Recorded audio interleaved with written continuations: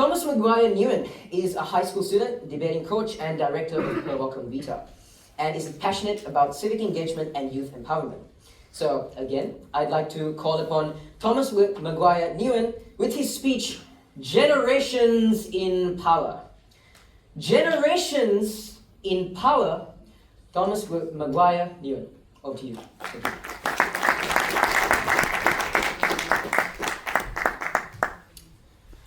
One of the most well-known quotes about youth and the passion of it comes from Oscar Wilde. He says, "With age comes wisdom." But in my opinion, it's one of the most backward sayings that we have in the English language. There are plenty of elderly people or older leaders who simply are not qualified for their positions. And conversely, there are many younger leaders who are so qualified for the positions they have and perhaps more. And this manifests itself in our culture. Today, I'll be talking about how there is a lack of young people in both private and public work, how there are perceived and actualized barriers when it comes to our society, and how integrating young people into leadership structures can only lead to benefits for everyone. Firstly, leadership at the moment seems to carry this perception that to be in a senior role, you must have a senior age. One article in the Leadership Quarterly found that within society there was this groupthink that said that young people have a leadership incongruity, i.e., they're a young person. They must not be able to hold a position of power. And this manifests itself with a few different reasons. One of which is this idea that young people are weak, that young people don't have any challenges anymore. Now, whilst we do acknowledge that older generations face different challenges to what young people have, that doesn't mean that young people are bereft of difficulty in their life. Just to pick a random thing out of the news cycle, housing has become a huge issue for younger Australians. And a few years ago in 2019, real estate mogul Tim Gurner got in quite a bit of trouble for suggesting that if young Australians wanted to buy a house, they just needed to skip the avocado and toast. Now, ignoring the mathematical fallacy that even if I bought $22 worth of avocado and toast every day, it would still take me to the day after my 136th birthday for me to afford a house, it exposes this idea that many people have, that young people just spend money lax. They just don't know how to budget. They just don't know how to think. And this simply isn't true. And it's this attitude that stonewalls young people, that says you must be lazy, that prevents many from achieving leadership roles. And because we have this perception, those who are in charge of the promoting, those who are in charge of advancing careers, they just think they're a young person. Why do we move them being up? Additionally, there are both perceived barriers and actualized barriers to having young people in positions of leadership. If you think towards the biggest companies in the world, the Fortune 500, the collection of the 500 biggest stocks in New York. The average age of a CEO on the Fortune 500, even when you balance it out with younger CEOs like Mark Zuckerberg, averages out to about 60 years. And even if we look at politics and we look at government, the average age of someone in a national legislature all across the world is roughly similar. Now, whilst it is definitely true that it takes decades and decades of experience to lead the world's biggest companies, the fact is that if we have no young people at the top, why would young people at the bottom want to move up? They look to the top of their fields, they look to the top of their careers, and they see no one that looks like them. There's a similar phenomena described by Trevor Phillips in the field of corporate racial governance that says that there's the snowy peaks phenomenon. It refers to racial justice, that black and brown individuals stand at the bottom of a company and they see plenty of people that look like them in the lower and middle echelons of leadership, but then they look to the top and all they see is white.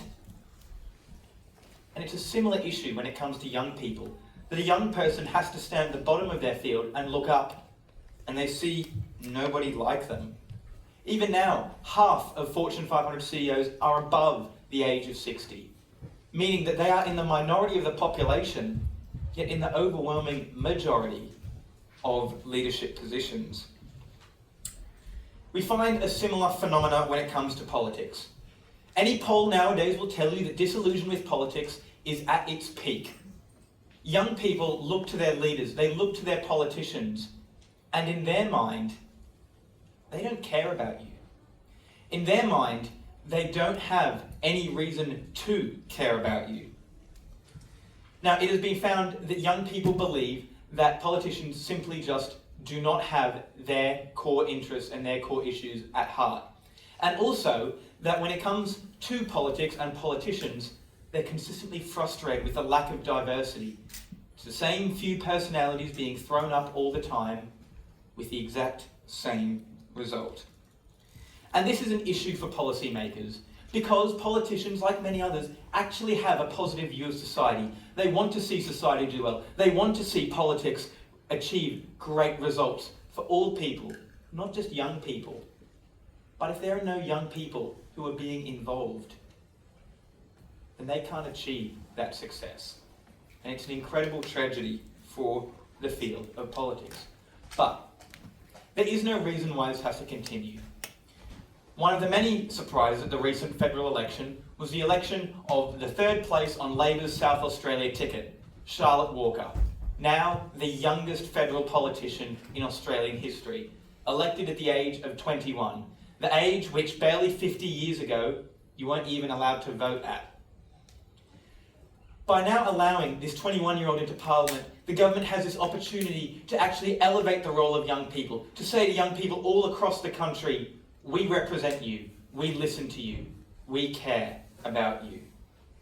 So things can definitely change. Moving on to my final point, there are immeasurable benefits if we do actually decide to let young people into positions of power and into positions of leadership. Zenga Folkman, who run corporate research for many firms, decided to do an investigation to see whether being an older leader or being a younger leader carries any benefits in terms of leadership style. And what they found was interesting, but not necessarily shocking, and it makes intuitive sense to anyone who's worked in a modern workplace. They found that age does not actually follow a linear progression when it comes to leadership skills. In simpler terms, just because you're older doesn't mean you're better at leadership. But what it does mean is that there are different leadership skills. So what are these leadership skills? One of these leadership skills, for example, is that the interpersonal skills and their stakeholder relations. They know how to talk to people who care about their field. They know how to talk to investors. They know how to talk to the higher-ups, and they know how to leverage that. They have intimate domain knowledge, i.e., they know the ins and outs of their fields. And lastly, they're good at mentorship. These three skills are indeed key to running a business. These three skills are a compelling reason to continue to have older people engage with leadership. And it's a fantastic reason for why some of these people are in positions of leadership. But among the 35,000 other people, the younger people that were surveyed by Zenga Folkman, they found that they had different skills, wildly different. They found that younger people had a greater propensity to be able to efficiently react to new information. They found that younger people had an ability to drive innovation. And lastly, they found that younger people also were much better at driving organisational transformation. Keeping this in mind, it is now that younger people should be taking the fore when it comes to organisational leadership, whether in the for-profit or not-for-profit sector, because of one simple two-letter initialism: AI. Now, ask anyone who's leading a big company at the moment and they'll tell you how important AI is. You practically can't listen to anything from Mark Zuckerberg, Jeff Bezos, or anyone else without hearing the phrase AI, because it's so integral to what the future of work is going to look like. And if you look on Google Trends, which tracks the amount of Google searches on different topics, you'll see that searches for what is AI and AI image generation have been going wild over the past few months as people realise the productivity power of artificial intelligence. One group of people, however, who isn't Googling what is AI is young people. Young people have an intuitive understanding of AI because they've grown up in a world in which the iPhone was ubiquitous, in which the iPod was becoming obsolete, and which Google was always a verb, never a noun. And that's why we should be elevating these young people, because they understand AI, because they understand this. And again, keeping in mind the fact that we've already noted that young people are better at innovating, they're better at actually knowing how to drive organisational transformation. Isn't this the perfect time to be putting young people in positions of power? Now, obviously there's a caveat to this. There are plenty of people who are older who know plenty about AI. There are plenty of people who are younger who don't know that much about AI.